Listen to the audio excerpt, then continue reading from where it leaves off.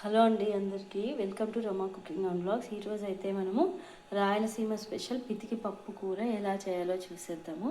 ముందుగా అయితే వాటికి కావాల్సిన పదార్థాలు: ధనియాల పొడి, కారం పొడి, చెక్క, లవంగ, కొబ్బరి, పసుపు, అలాగే మనకి కొంచెం ఒకటి టమాటా, అలాగే అల్లము, వెల్లుల్లి, ఆనియన్, 2 పచ్చిమిరపకాయలు, అలాగే కొత్తిమీర.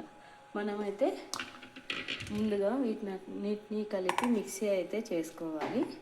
ఈ విధంగా అయితే నున్నగా అయితే మిక్సీ పట్టేసుకోవాలి. ఆ తర్వాత అల్లం వెల్లుల్లి వేసి మళ్ళీ మిక్సీ వేసుకోవాలి. అల్లం వెల్లుల్లి, టమాటా, ఆనియన్, కొత్తిమీర అన్నీ కలిపి మిక్సీ వేసేసుకోవాలి. ఈ విధంగా అయితే మిక్సీ అయితే పట్టేసుకోవాలి.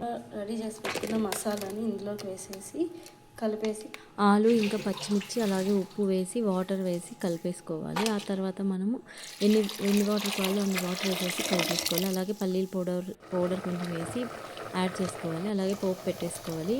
తర్వాత ఒక 5 మినిట్స్ ఉడికించుకోవాలి. అంతే అండి, ఎంతో టేస్టీ అయిన పితికి పప్పు కూర అయితే రెడీ అయింది.